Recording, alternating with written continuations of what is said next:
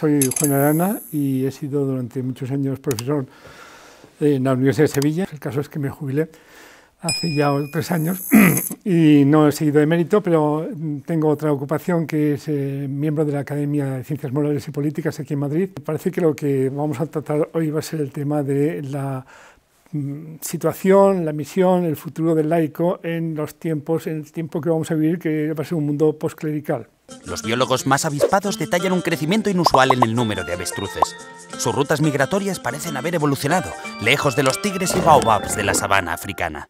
Hoy se avistan avestruces en el bar de la esquina, en el Congreso de los Diputados o incluso haciendo cola en misa. Eso sí, todos comparten una misma característica. Ante el conflicto, esconden la cabeza bajo tierra. Qui, io credo, inició el clericalismo. Los científicos llaman a este fenómeno el efecto avestruz. ¿Tiene solución? Nuestra propuesta: sacar la cabeza del suelo, llamar a los expertos y responder de cara a los debates que se nos plantean como sociedad, sean sobre la vida y la muerte, el sexo de los ángeles o la mejor manera de cocinar un chuletón. ¿Te sumas? En primer lugar, tendríamos que tener en claro qué es el laico y qué es el clericalismo, ¿no? Esto nace un poco de una división, digamos, dos estamentos o dos colectivos, por decirlo así, dentro de la Iglesia, que ya se empezó a delinear en los mismos Hechos de los Apóstoles, está claramente la referencia, en que está la comunidad de los bautizados, que esos formamos, digamos, el pueblo de Dios, el conjunto de la Iglesia, pero dentro de los bautizados están los que reciben el sacramento del orden, que ya forman parte del estamento clerical. Entonces, los clérigos fundamentalmente lo que tenían que hacer era, digamos, especializarse en las tareas espirituales, como eran la predicación de la palabra, la oración, la impartición de los sacramentos y después la cura de almas y, por supuesto, la fijación de la doctrina católica en materia de fe y en materia de costumbres. Ese fue, por decirlo así, el paradigma inicial, y en el tiempo de los apóstoles estaba claro, ¿no? Mientras que el resto de aspectos de la vida cristiana, que es toda la vida, todo lo que honestamente se puede hacer en esta vida, se puede de alguna manera hacer en cristiano. Eso fue lo que, de una manera más específica, tenían que hacer los laicos.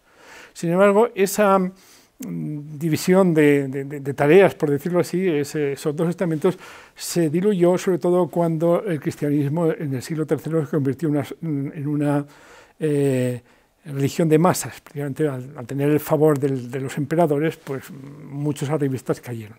Sí, ahora.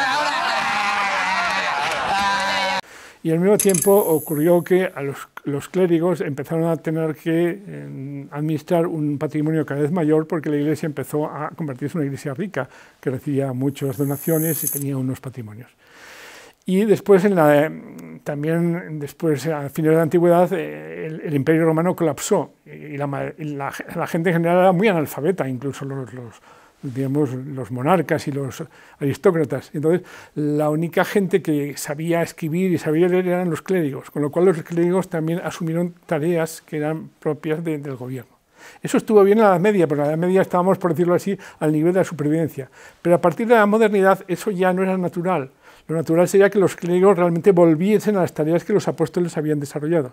Es decir, a ejercer un liderazgo espiritual y no un liderazgo político, social, económico o administrativo. Y también era lógico que ya, por decirlo así, los laicos saliesen de esa especie de turbamulta que había caído y volviesen a ser los santos, es decir, los que tienen una aspiración a la santidad y que santifican todas las tareas ordinarias de la vida. Y eso es lo que no se ha conseguido del todo hasta hoy, porque de alguna forma pues, ha habido una lucha para conseguir que el laico adquiriese ese carácter de fe adulta, que por supuesto que lo han tenido, siempre ha habido minorías selectas y personajes absolutamente ejemplares y santos de todos los niveles, ¿no? Pero el término medio de los fieles pues estaban realmente un poquito como ovejas que balaban y que simplemente decían lo que sus pastores indicaban, incluso en tareas que eran sus propias responsabilidades, como las decisiones profesionales o las decisiones respecto a la vida familiar, respecto a la vida personal, que tenían que ver con su vocación cristiana. Entonces, estaba bien que el sacerdote, el pastor, el obispo, el religioso, le diese un poco, por decirlo así, le diese la formación y le diese la asistencia sacramental que necesitaba para llevar a cabo esa misión. Pero no que de alguna manera, suplantase su trabajo. Y cuando hablamos de clericalismo nos referimos a esto, ¿no? Al hecho de que los clérigos no solamente se ocupan de las tareas propias del sacerdocio ministerial, sino que invaden los terrenos del sacerdocio común. Y eso ha sido a la larga perjudicial para la Iglesia y yo creo que lo estamos viendo en la presente crisis. Yo creo que el presente crisis precisamente ha llevado a una situación un poco que muchas veces los clérigos, al perder esas tareas, por decirlo así, no propiamente espirituales, pues sentían que su propia vocación no tenía sentido, que ya no eran personas significativas en esta sociedad. El problema es que efectivamente hay países donde no ya la Iglesia, porque Iglesia somos todos, sino la parte clerical de la Iglesia y concretamente la jerarquía, tiene la responsabilidad de administrar unas propiedades, unas riquezas, unos puestos de trabajo que de alguna manera se llevan lo mejor de su tiempo y lo mejor de sus preocupaciones. Y eso es verdaderamente lesivo, ¿no? Es decir, no es una casualidad que la Reforma Protestante y las reglas de religión ocurriesen en tiempos en que obispos y el Papa eran soberanos temporales y estaban más ocupados con administrar sus territorios y sus obispados y sus estados pontificios que no en el bien espiritual de los fieles, ¿no? No digo que fuese el elemento desencadenante, pero realmente no ayudó nada, ¿no? Y todavía hoy en día, en un caso que tenga claro, pues tal como está hecha la Constitución alemana, el 9% de todos los impuestos que paga un católico se entregan directamente a la jerarquía eclesiástica. Y lo mismo a la Iglesia luterana, a las correspondientes. Eso hace que en Alemania las iglesias tienen una riqueza verdaderamente desbordante, ¿no? No solamente, por supuesto, las iglesias y el culto es verdaderamente extraordinario, si tienen cantidad de hospitales, de universidades, de colegios, de todo tipo de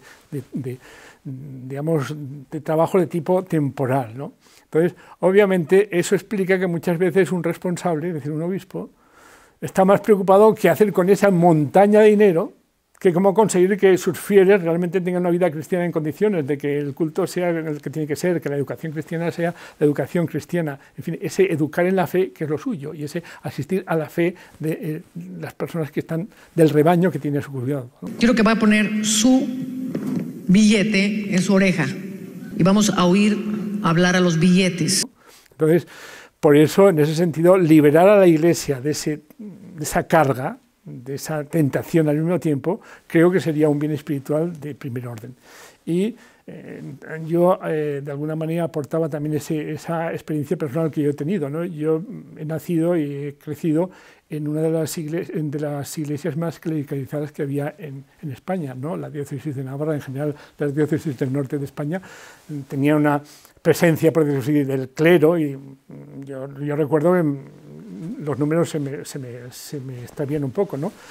Pero cuando yo era adolescente, más del 90% de la población navarra asistía los domingos a misa. Y eso se vino abajo en poquísimo tiempo. ¿Por qué? Porque la crisis del concilio afectó directamente al clero. Y detrás del clero, todo el pueblo de Dios se quedó como ovejas sin pastor, literalmente, ¿no? Es decir, no habían sido educados en una fe adulta. Y no habían sido acostumbrados a que el pastor está ahí para sacarme las castañas del fuego, pero no para llevarme en brazos. Tengo que ser yo el que lleve mi fe y el que, de alguna manera, transmita mi fe a mis hijos, a las personas con las cuales yo convivo, a las personas que trato día a día, ¿no? Entonces, por decirlo así, al tener una sobrecarga de responsabilidad mezclada con muchas responsabilidades terrenas por parte de los clérigos, se perdió la posibilidad de educar en la fe y de dar una fe adulta a los laicos. Y ahora tenemos que, de alguna manera, no volver a recaer en ese problema, no recaer en ese vicio, y ya desde el principio como centrar todo el trabajo de los clérigos en otorgar a los laicos una fe adulta para que ellos sean los que hagan todo lo demás. Esa es la idea central. Es verdad que hemos padecido en la Iglesia una crisis que se ha llevado muchas cosas que de alguna manera lamentamos, ¿no? Lamentamos sobre todo la pérdida de personas que no han tenido la felicidad y no han tenido la orientación que realmente hubiese podido dar sentido a sus vidas, ¿no? pero también se ha llevado mucho de lo malo que había entre nosotros, ¿no? Mucho de los vicios y de las, en fin, de las telarañas que se habían ido acumulando a lo largo de los siglos, ¿no? Ahora partimos un poco de una situación detrás de un huracán, pero también hay una lluvia interesante que está de alguna manera despertando esa espiritualidad que hay en los hombres y las mujeres en un siglo que está muy dejado de la mano de Dios. Y que realmente uno ve la televisión, ve las noticias, lee las novelas que hoy en día se publican, ve las películas que se proyectan, y uno sale con una sensación un poco de, bueno, esto no puede ser todo, esto no puede ser lo último, tiene que haber algo más, ¿no? Esa búsqueda de algo más, ese sentimiento, yo diría que es lo que ahora mismo se puede crecer con gran rapidez si le damos la oportunidad. Entonces, en la Iglesia hemos tenido, en cierto modo, una especie de huracán que se ha llevado todo lo caduco. Ahora aprovechemos y cuidemos este semillero de nuevas vocaciones, de nuevos compromisos, de nuevas personas que descubren la grandeza y también las exigencias del mensaje cristiano, ¿no? Y por ahí creo que hay mucho que esperar, más que lamentar lo que se ha perdido. ¿Cuál es el peligro del clericalismo? Que yo, con los ojos cerrados, hago lo que me dice el cura, sin saber si el cura a veces da el buen consejo o a lo mejor no lo da tan bueno. Sobre todo si me dice cómo tengo que resolver, yo qué sé, si yo soy sastre, cómo tengo que cortar yo los tejidos para hacer un buen vestido, ¿no? Entonces, ¿qué va a ocurrir a continuación? Bueno, decir, bueno, pues antes yo me fiaba del clérigo, ahora me fío de mí mismo. No.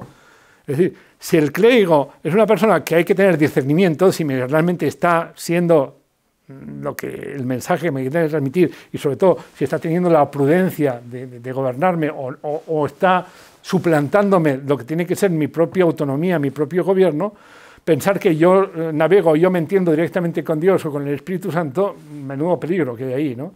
O sea, el discernimiento es saber encontrar el buen pastor.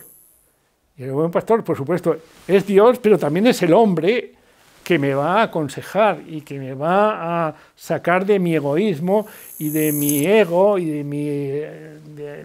mi soberbia espiritual que están siempre acechando, ¿no? Porque en la medida en que uno deja de ser un majadero, se cree que ya es una especie de ser omnisciente, cosa similar, ¿no? Entonces, la nueva madurez va a ir por ahí, ¿no? Es que el laico no tiene, como el clérigo, la tentación de decir, oye, como soy capaz de consagrar a Dios y como soy capaz de dar la solución, ya soy una especie de superman del espíritu, ¿no? El laico es muy consciente de que él es un bautizado y que es un tipo de a pie, y que es un tipo que no domina toda la doctrina y que no tiene el discernimiento y tal y cual, y que tiene que buscar un confesor para saber por dónde tiene que tirar.